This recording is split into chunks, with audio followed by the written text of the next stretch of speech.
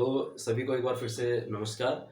माँ गुर्जर देवी कल्याण समिति के यूट्यूब चैनल में आपका फिर से बहुत स्वागत है। दोस्तों, जैसा कि आपको पता है कि अक्टूबर में हम एक माँ गुर्जर देवी कल्याण समिति के द्वारा एक ग्राम डुंक में एक कॉम्पिटिटिव एग्जाम आयोजित कर रहे हैं, जिसका मेन मकसद जो हमारा है वो जो गांव के टैलेंट है बच्चे, या फिर गांव के बच्चे को आज की जो कॉम्पिटिटिव लाइफ हो गई है उसकी तरफ ढालना, उसका मेन मोटिव है हमारा। तो उसी से रिलेटेड हमारा एक छोटा सा एक कॉम्पिटिटिव एग्जाम होगा। जो भी बच्चा उसमें बैठना चाहता है बैठ सकता है। जिसकी एज मैक्सिमम 25 ईयर्स तक है बैठ सकता है, कोई भी स्कूल का हो, कहीं का भी हो, आ सकता है। और उसी से रिलेटेड हम एक सीरीज यहाँ पे चला रहे हैं, कभी करंट अफेयर्स, कभी आपको उत्तराखंड, ये पढ़ाते रहते हैं, क्योंकि वही हम आपको एग्जाम में भी पूछेंगे जो भी आज के कॉम्पिटेटिव एग्जाम में आता है। ठीक है, तो उसी से रिलेटेड हम आपको तैयारी करा रहे हैं।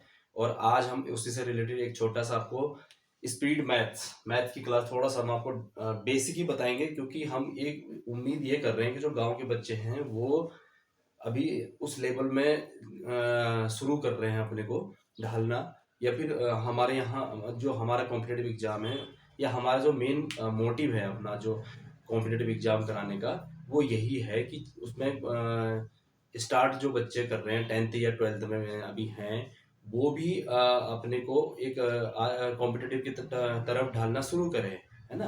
तो हम उसी से रिलेटेड आपको पढ़ाते हैं। बेसिक हम आपको बताएंगे, बेसिक आपको पता चलेगा, धीरे धीरे आपको लेवल आपका ज़्यादा करेंगे। तो फिलहाल हम बेसिक में आज आपको स्पीड मैथ्स कराएंगे। स्पीड मैथ्स, या उसको वैदिक वैदिक मैथ्स बोल सकते हैं। वैदिक मैथ्स अथर्ववेद से ली गई मैथ, है ना। तो वैदिक मैथ्स में बहुत सारी चीज़ें हैं, एडिशनल है आपका, मल्टीपल वगैरह। तो आज हम आपको बताएंगे स्क्वायर एंड क्यूब रूट आप कैसे निकाल सकते हो, बहुत ही कम पेन यूज करके, है ना। बहुत ही कम पेन यूज करके। वैसे तो हम नॉर्मली अगर देखा तो स्क्वायर क्यूब कोई ज़्यादा वो नहीं है, लेकिन अगर हम, क्योंकि आज का जो कॉम्पिटिटिव एग्जाम होते हैं उसमें स्पीड बहुत मायने रखती है, और ना कि बैंकिंग या एसएससी, बल्कि उत्तराखंड के जो एग्जाम है उनमें भी अब मैथ या रीजनिंग आनी शुरू हो गई है ना। तो अब आपको सिर्फ यही है, क्योंकि स्पीड और एक्यूरेसी दोनों किसी भी एग्जाम में बहुत मायने करते हैं। नेगेटिव मार्किंग होती है, स्पीड के साथ हमने कर दिया लेकिन उसकी एक्यूरेसी नहीं है तो फिर वो भी माइनस हो जाएगा। तो स्पीड और एक्यूरेसी बहुत मायने करेगी किसी भी एग्जाम के लिए, है ना। तो अगर हम बात करें स्क्वायर की, तो स्क्वायर 20 तक तो आपको याद करने ही पड़ेंगे, है ना। 20 तक तो याद करने ही पड़ेंगे।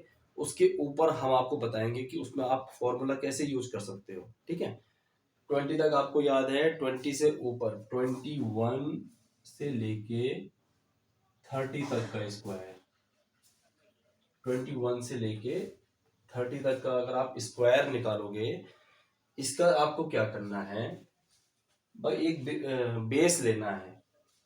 नॉर्मली हम स्क्वायर कैसे निकालते हैं, 21 मल्टीप्लाई 21, है ना। 21 मल्टीप्लाई 21 कर देंगे, ये स्क्वायर हमारा आ जाएगा। लेकिन इसमें मल्टीप्लाई बहुत हो जाएगा, और पेन बहुत यूज होगा, इसमें टाइम ज़्यादा लगेगा। मेरा पेन भी अभी ज़्यादा यूज इसलिए होगा क्योंकि मैं आपको समझा रहा हूँ, है ना। इसलिए मैं पेन ज़्यादा यूज करूंगा। तो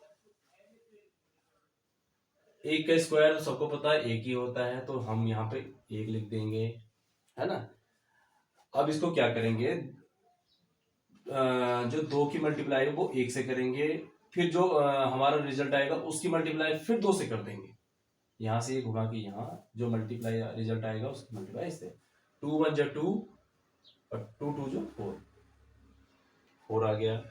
फिर जो फर्स्ट की डिजिट है 2, इसकी मल्टीप्लाई खुद से ही कर देंगे, तो 2 2 जा 4, तो 21 का हमारा स्क्वायर आ जाएगा 441, है ना।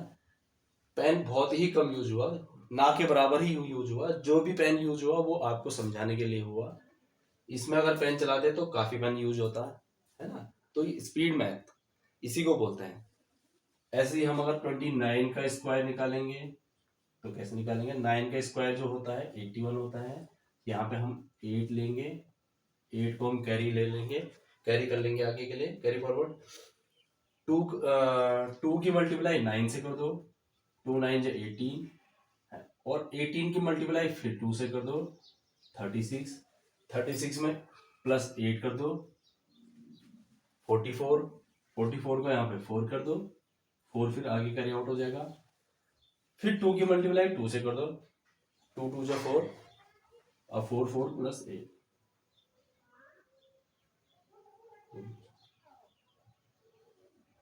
ये हमारा हो गया 841। 29 का स्क्वायर हमारा 841 हो गया। पेन कुछ भी नहीं चला, ना के बराबर पेन चला, है ना।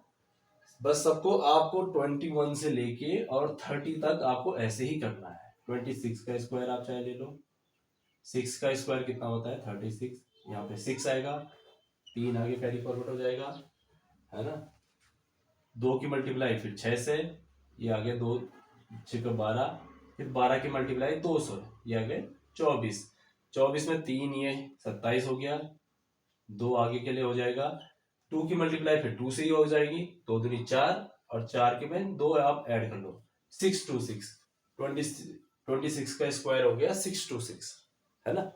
सिंपल है, कोई दिक्कत नहीं है इसमें। ऐसे ही आप आगे की मल्टीप्लाई कर सकते हो। बस इसमें फिर थोड़ा सा चेंज ही हो जाएगा, ये चीजें हमें थोड़ा सा ध्यान रखनी है।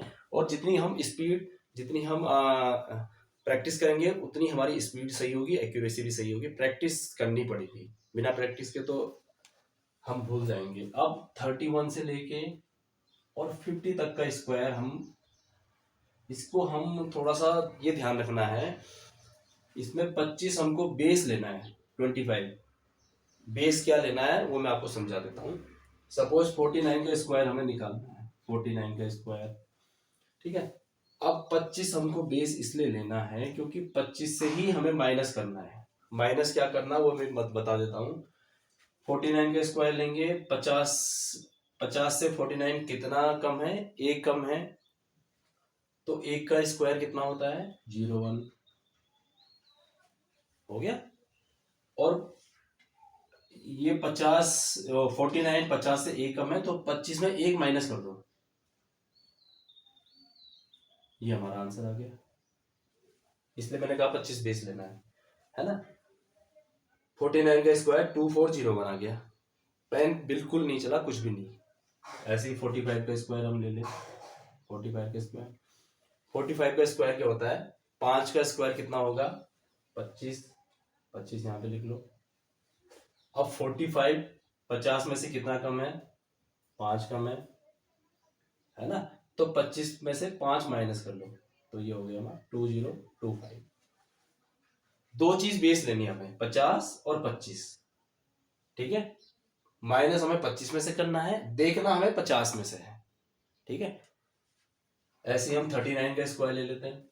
39 का स्क्वायर कितना हुआ 39, 50 में से कितना कम है 11 कम है, तो 11 का स्क्वायर ले लो, कितना होता है 11 का स्क्वायर आपका हो गया 121, इसमें 21 आ जाएगा, 1 कैरी आगे हो जाएगा, कैरी आउट, ठीक है।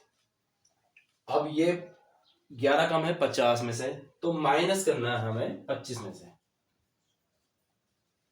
कितना आ गया 14, प्लस 1 जो हमारा ये था तो ये 15, ये हमारा आंसर हो गया 39 का। सिंपल है, कोई दिक्कत नहीं है।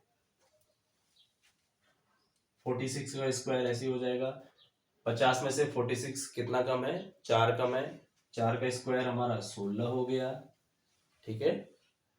अब 50 में से 46 4 माइनस है, तो 25 में से हमें 4 माइनस करना है, तो कितना हो गया आंसर 2116, ये हमारा आंसर हो गया। दो बेस हो गई यहां तक। तीसरा बेस अब हमें सपोज करो, अब हमारे पास आ गया 98 का स्क्वायर। अब इसमें तो ज्यादा हो गया 98, तो हम फिर बेस कैसे लेंगे, इसमें हमें तीसरी चीज ये देखनी है 98। अब यहाँ पे हमें 100 बेस लेना है, ठीक है। 100 बेस क्या लेना है 98, 100 में से कितना कम है 2 कम है, तो 2 का स्क्वायर लिख लो यहाँ पे 04, है ना। 98 100 में से 2 कम है, तो 98 में से माइनस करना है हमें 2, 9604, ये हमारा आंसर हो गया, है ना। ऐसे ही हमें 91 का स्क्वायर ले लो चाहे, 100 बेस ले लिया हमने, बेस हमने 100 लिया, 100 में से 91 9 कम है, 9 का स्क्वायर कितना होता है 81, 81 यहाँ पे लिख दो।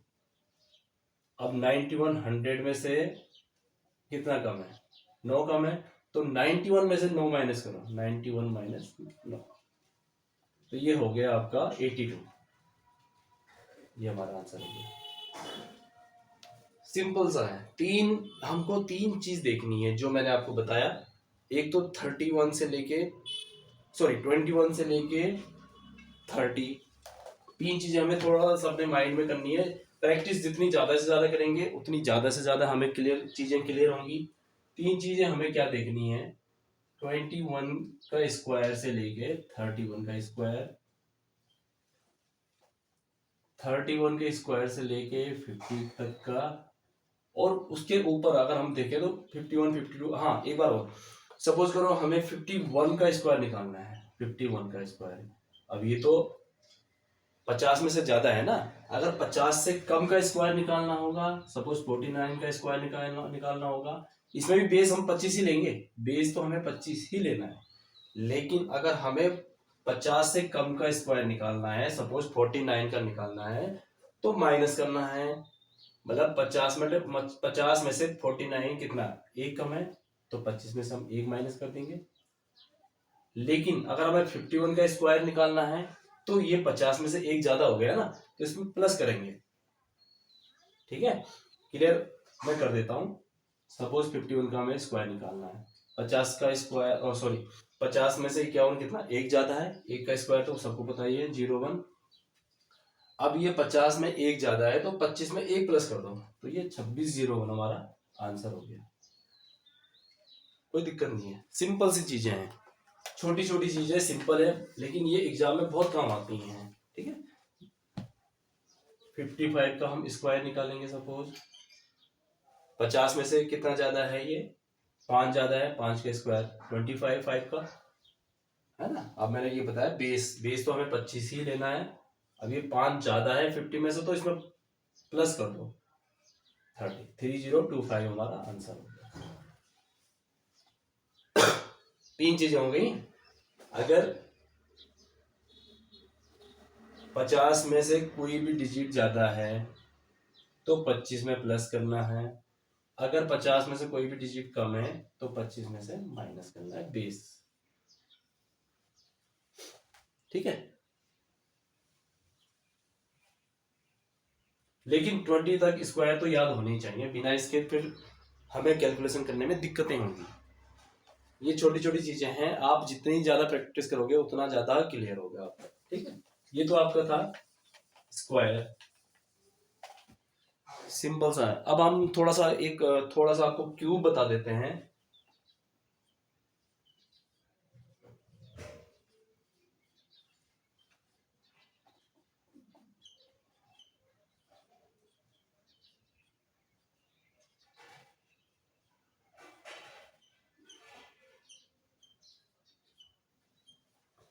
एक 8 7 1 8 7 4 5 6 5 6 3 2, इसमें 9 लिखा है।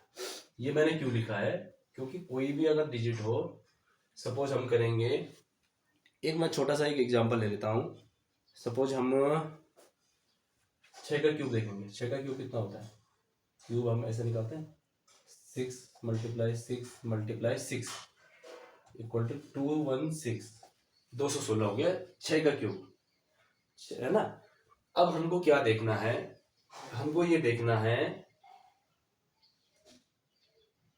कि छोटी अगर डिजिट है कोई, अगर हमें 6 का क्यूब निकालना है तो 6 × 6 × 6, 3 बार 6 से मल्टीप्लाई कर दो, 216 निकल गया, सिंपल सी बात है ना। लेकिन अगर वही हमें डिजिट बड़ी मिल गई, फिर हमें क्या, हम स्पीड मैथ हम कैसे लगाएंगे। सपोज अगर हमें मिल गया है 25 26, कोई भी नहीं मिल गया, चाहे ज्यादा बड़ी डिजिट ले लेते हैं, 37 ले लेते हैं, 37 का क्यूब मिल गया सपोज। अब 37 का क्यूब तो हमें पता नहीं है कितना होता है ना। सपोज हमें 37 का क्यूब मिल गया 50653, सपोज कोई क्यूब 50653 653, इसका आंसर क्या निकालेंगे? तो क्यूब निकालने के लिए हम पेन चलाएंगे, वही जो अपना फॉर्मूला होता है उससे निकालेंगे। टाइम ज़्यादा लगेगा, क्योंकि ये चीज़ें सिर्फ मैं बता रहा हूँ कॉम्पिटेटिव एग्जाम के लिए। इसमें अपने जो बोर्ड के एग्जाम हैं 10th 12th या फिर उससे नीचे वाले हैं, उसमें इसको अप्लाई मत करना, क्योंकि उसमें इसके नंबर नहीं मिलते हैं। उसमें मिलेंगे जो हमारा सिलेबस चल रहा है उसके अकॉर्डिंग अगर हम करेंगे तो उसी के अकॉर्डिंग हमें नंबर मिलेंगे। मतलब आपको तरीके से ही करना पड़ेगा। ये वैदिक मैथ या स्पीड मैथ सिर्फ तब आपको अप्लाई करनी है जब आप किसी कॉम्पिटेटिव एग्जाम में बैठ रहे हो, चाहे आप सैनिक स्कूल के एग्जाम में बैठ रहे हो, या फिर आप चाहे नवोदय विद्यालय के एग्जाम में बैठ रहे हो, या फिर अदर्स जो भी आपका बैंकिंग एसएससी के एग्जाम है उसमें बैठ रहे हो, उसमें आपको अप्लाई करना है। न कि अपने सिलेबस के एग्जाम में 10th 12th वाले में मत करना अप्लाई। वहां पे आपको पूरे फॉर्मूले वाइज ही करना पड़ेगा, ठीक है। तो सपोज अगर कोई पेपर एग्जाम में हमारा ये आ गया कि इसका क्यूब रूट कितना होता है, अब हमारे पास टाइम की कमी होती है बहुत, और हमें उसको विद इन टाइम एक सेकंडों में करना पड़ता है। सपोज इसका क्यूब निकालना है, 3 आ गया, लास्ट में 3 है, ये तो मैंने बताया आपको कि 3 अगर लास्ट में है तो उसका लास्ट में 7 आएगा। तो ये तो हमें पता है कि लास्ट में 7 आएगा। अब ये पीछे की 3 डिजिट छोड़ दो, इसको भूल जाओ अभी। अब आगे आगे का ये देखो, ये 50 है। अब हमें सिर्फ ये देखना है ये 50 किसके क्यूब में आता है। तो ये आपके आएगा 3 का क्यूब आपका हो गया 27, 4 का क्यूब आपका हो गया 64, है ना। तो ये 64 से 50, 64 से ये तो ज्यादा हो गया, तो हमें तो कम लेना है उससे। तो यानी कि ये 3 के क्यूब में आएगा, तो हमारा आंसर हो गया 37।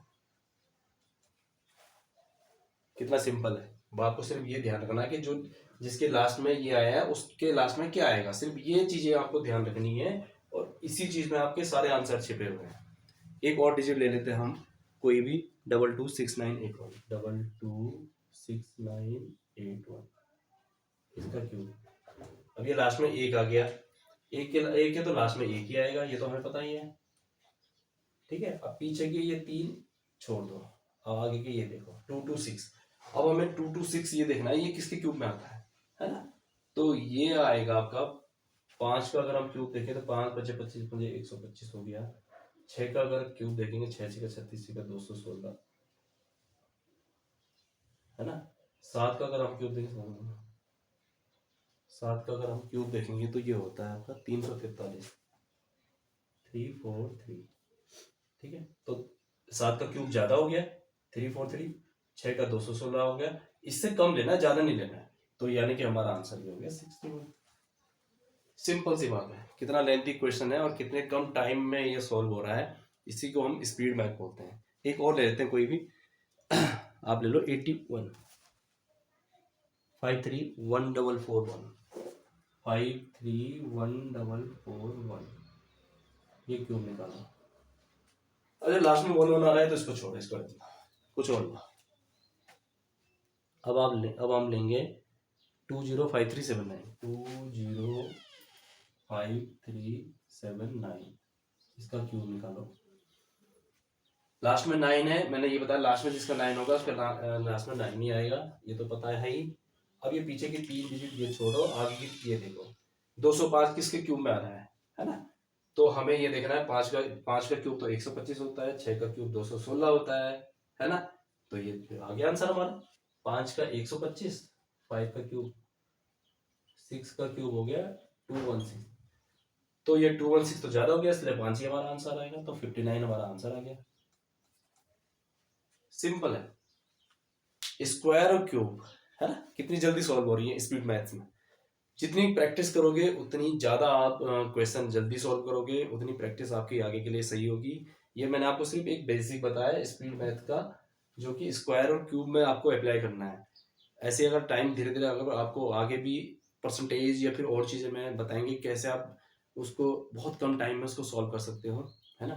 तो ये मैंने आपको पहले ही बताया, ये अपने सिलेबस में अप्लाई मत करना, चाहे 10th या 12th या कोई भी और क्लास में उसमें अप्लाई मत करना। ये सिर्फ आपको कॉम्पिटेटिव एग्जाम में अप्लाई करना है, जहाँ आपके पास टाइम कम होता है और क्वेश्चन आपको ज़्यादा से ज़्यादा अटेम्प्ट करने पड़ते हैं, है ना।